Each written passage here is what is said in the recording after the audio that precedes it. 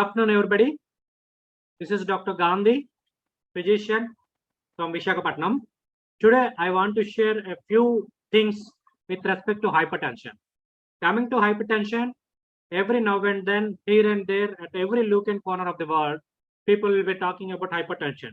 But actually, what really is this hypertension means, and how far we are doing justice in treating a patient with hypertension. And right now, coming to basics, right from our first year MBBS, what we were taught was hypertension was a disease of 50s. Means just 50% of the people are aware that they are having increase in blood pressure. After those 50% will be diagnosed. Out of those, only 50% will be taking treatment. After those, 50% will be adherent to the drugs. And among those, only 50% will be getting control of blood pressure. So coming to blood pressure, what actually does it mean? So there is a stage called pre-hypertension, stage 1 hypertension, and stage 2 hypertension. And it is basically divided based on the blood pressure readings, systolic and diastolic.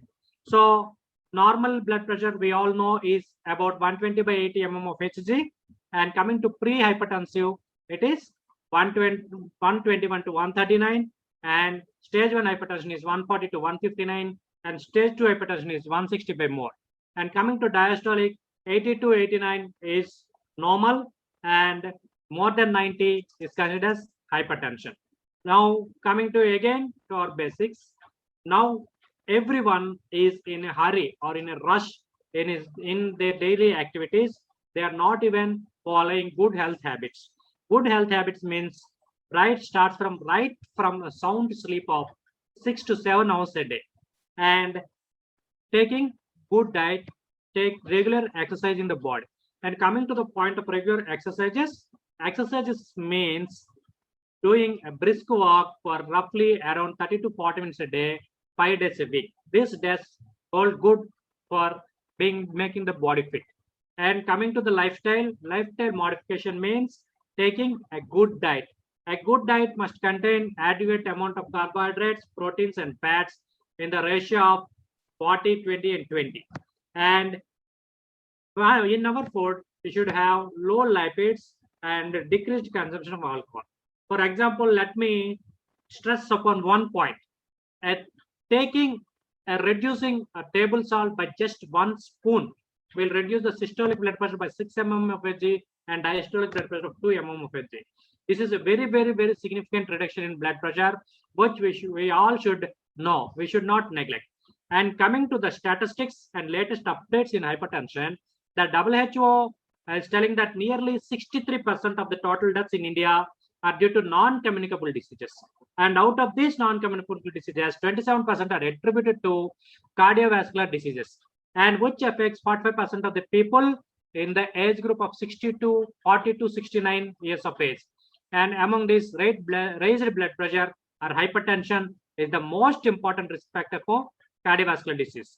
And coming to Indian setup, the prevalence has gone up from 28 to 38% in male and 28 to 32% in female over the past 30 years. Why actually this is all going on?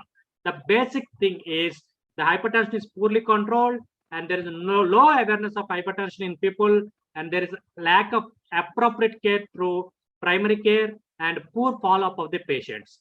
And coming to the statistics of WHO, nearly half of the people, around 51% are men and 41% are women.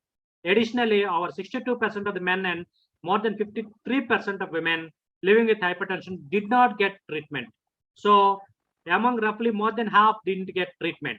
And medication was used to control blood pressure in very, very few, a meager amount, 1 in 5 in men and 1 in 4 in women, not only in India, in worldwide. And coming to the International Society of Hypertension, it has released ISH 2020 Global Hypertension Practical Guidelines for optimal care related with reference to evidence-based standard of care, where essential standards refer to minimal standard of care to allow specification of essential standard of care for low resource settings. And coming to the American Heart Association, it also has released a scientific statement in 2021, this year only, offering new guidance for management of stage 1 hypertension. I have stressed you, stage 1 hypertension means systolic blood pressure more than 140 and diastolic blood pressure more than 90. And if the blood pressure is pre-hypertension or stage 1 hypertension is recorded, the next thing what you should do is lifestyle modification and diet control. This is nothing but a non-pharmacological therapy. With the non-pharmacological therapy, you should observe for a period of 3 to 6 months. And if the hypertension is not under control, if the systolic blood pressure is not reduced, then only consider starting pharmacological therapy. And recently, we all are aware of COVID-19. Even though this point is irrelevant with our talk, I have to stress this. Why? Because COVID-19 is a disease related to lungs or respiratory system, where the lungs has got fully, totally destroyed, or the patient is going into adult respiratory distress syndrome, ARDS simply. So our cardiologists have done a paper, or they have published an article that using of metoprolol, which is a beta blocker and antihypertensive agent, has reduced lung inflammation and improved respiratory function in people with COVID-19 induced ARDS. So the point what I wanted to stress is antihypertensives not only are used in controlling blood pressure, they will remodeling left ventricle, and they will also reduce proteinuria in case of nephropathy, and now they are being used to reduce inflammation in COVID-19 ARDS. So lowering systolic blood pressure targets have come down to 110 systolic blood pressure. Previously, they used to control 130, then they have reduced to 120. Now they had cut down to 110, by which they will be reducing cardiovascular adverse events in each and every step. There was a SPINT trial which has been done in Chinese population in 8,500 patients aged 60 to 80. The intensive target trimmed 26% of the composite CVDs. Findings from now a second major trial supporting a lower target could unite the guidelines, which even among United States professional societies range from thresholds of 130 to 150 mm of Hg. And coming to the prognostic value, simply office monitoring of blood pressure is not sufficient. We should go for ambulatory monitoring of blood pressure and also night blood pressure. So it may be considered as most relevant measurement for estimating cardiovascular risk. For every 20 by 10 systolic 20 and 10 mm of Hg of diastolic increment of blood pressure at night times, the risk of cardiovascular mortality increased by 23% and risk of cardiovascular events increased by 36%. So measuring of home blood pressure or ambulatory blood pressure monitoring and night blood pressure are very, very important, which are a predominant or perfect indicators for cardiovascular mortality and morbidity. Most patients with hypertension require lifelong therapy. So what are the drugs that are available? Again, going to strict basics, again they are classified into A, B, C, and D. A is AC inhibitors or ARBs, B is beta blockers, C is calcium channel blocker, and D is again a diuretic. So we can use one drug or we can use a combination of drugs. A combination of drugs is always better than using a single drug. And European guidelines recommend, especially in the context of lower blood pressure target, to start antihypertensive therapy with initial dual fixed dose combination, either with AC inhibitors or ARBs with a calcium channel blocker or a diuretic.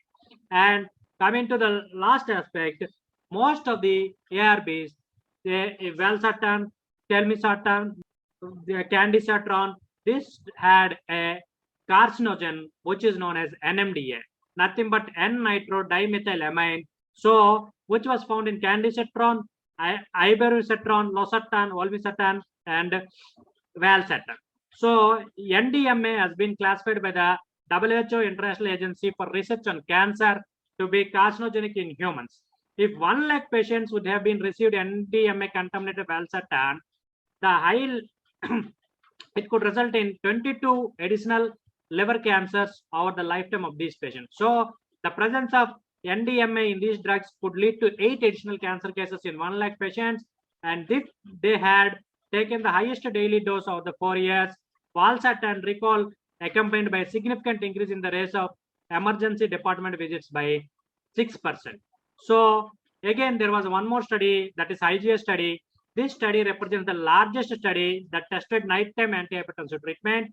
In this trial, chronotherapy was associated with significant reduction in the endpoints, which is nothing but a death. The Hygria chronotherapy trial tested whether nighttime therapy in comparison to usual upon waking hypertensive therapy exerts a favorable CV risk reduction. This was the largest study. It was done in 19,000 odd hypertensive patients during an average of 6 and odd years. 1752 participants experienced the primary cardiovascular outcome. An ambulatory blood pressure measurement was performed for 48 hours to collect data on how blood pressure differed during sleep and during awake period. So the reduction for cardiovascular events was significantly improved for nighttime treatment when compared with awake treatment. So coming to conclusion, hypertension must be diagnosed at early. Hypertension must be treated at an early. The patient must be having strict adherence to the drugs, and lifelong therapy must be used. And initial use of a dual combination therapy is good than using a single drug.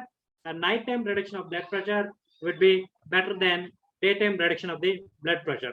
And based upon the patient's condition, you can use the adequate antihypertensive therapy. Thank you.